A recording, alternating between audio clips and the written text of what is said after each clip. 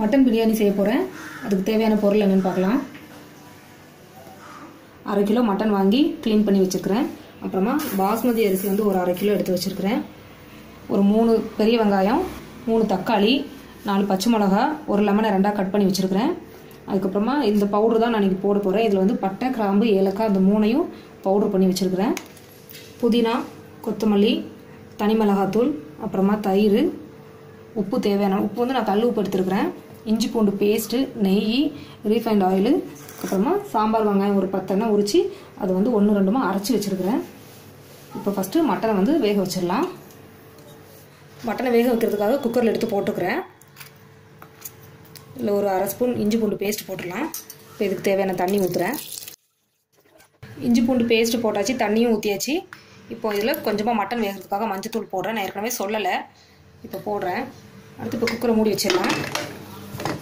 Stove on பண்ணியாச்சு. ஒரு 4 whistle வர வரைக்கும் நம்ம வெயிட் பண்ணலாம். இப்போ இந்த ஸ்டவ் ஆன் பண்ணி இதில் பாத்திரம் வச்சுருக்கிறேன். பாத்திரம் சூடாயிடுச்சு. இப்போ இதில் வந்து ஆயில் ஊற்றிடலாம். அடுத்து நெய்யும் போட்டுடலாம். ஆயில் 75 ml, நெய்யும் சேம் அளவு எடுத்துக்கலாம்.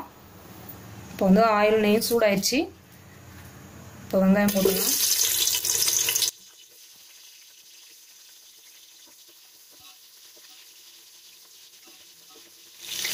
பச்சை மிளகாவை கீறி வச்சிருக்கிறேன், அதையும் போடுறேன். வெங்காயம் வந்து நல்லா பொன்னிறம் ஆகிற வரைக்கும் நம்ம வதக்கணும். அதுக்கப்புறம் தான் இஞ்சி பூண்டு பேஸ்ட் போடணும்.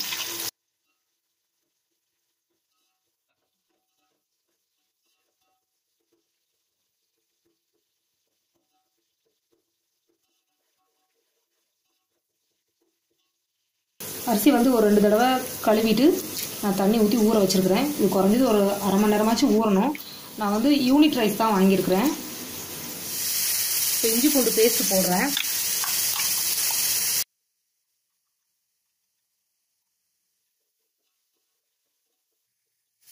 இஞ்சி பூண்டு பேஸ்ட் நல்லா வதங்கிடுச்சு. 1/2 கிலோ அரிசிக்கு 50 இஞ்சி 50 பூண்டு போட்டால் கரெக்டாக இருக்கும். அடுத்து தக்காளி போட்டுடலாம்.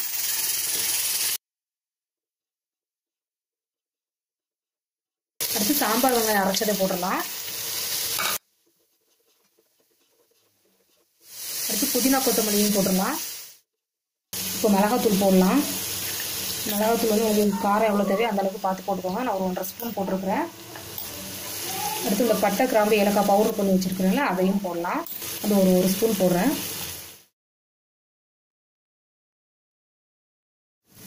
இப்போ வந்து ஒரு 2 ஸ்பூன் தயிர் போட்டுடலாம்.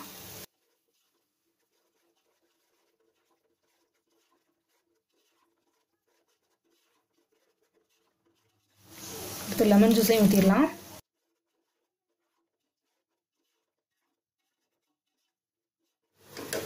மட்டன் வந்து 4 விசிலே நல்லா வெந்துருச்சு. இப்போ அந்த மட்டன் எடுத்து இதில் நம்ம போட்டுடலாம்.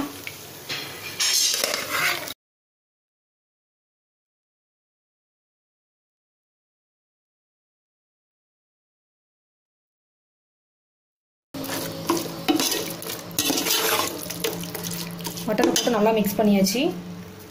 இப்போ இதில் வந்து உப்பு போடலாம். உப்பு வந்து நான் கல் உப்பு போடுறேன்.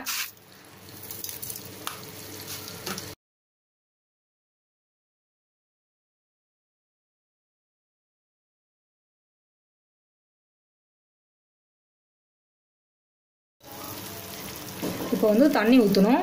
அதாவது அரிசி எந்த பாத்திரத்தில் எடுத்தோமோ அதே அளவில் 1.5 தண்ணி ஊற்றணும். 1 கப் ரைஸ்னால் 1.5 கப் தண்ணி ஊற்றணும்.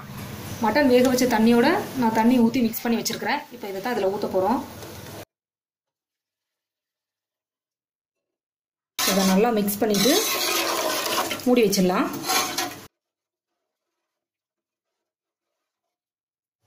இதை மூடி வச்சுறேன். கொதிச்சதுக்கப்புறமா நம்ம அரிசியை போட்டுடலாம். தம் போடுறதுக்காக தோசைக்கல்லை வந்து ஸ்டவ்வில் வச்சுருக்கேன். ஸ்டவ் ஆன் பண்ணியாச்சு. இது வந்து ஹீட் ஆகிட்டு இருக்கட்டும். ஒரு சைடில் தண்ணி நல்லா கொதிச்சிருச்சு. இப்போ அரிசியை போட்டுடலாம்.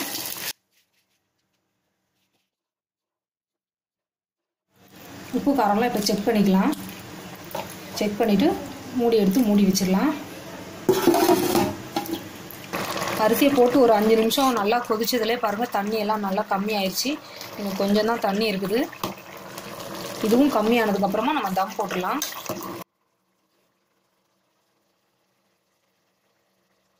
இப்போ தண்ணி ஃபுல்லாக கம்மி ஆயிடுச்சு.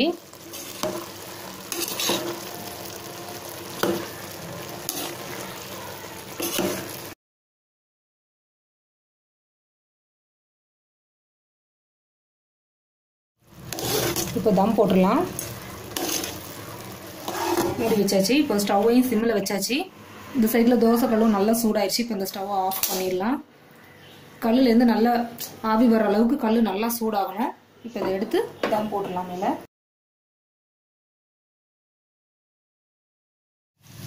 தம் போட்டு 10 நிமிஷம் ஆயிடுச்சு.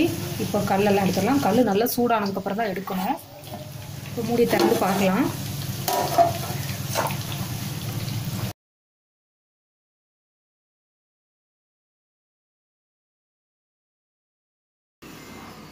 மட்டன் பிரியாணி ரெடி ஆயிடுச்சு. ரொம்ப சூப்பராக செம்ம டேஸ்ட்டாக இருக்குது. நீங்களும் இதே மாதிரி செஞ்சு சாப்பிட்டுட்டு உங்களோட கமெண்ட்ஸை எனக்கு ஷேர் பண்ணுங்கள். தேங்க்யூ.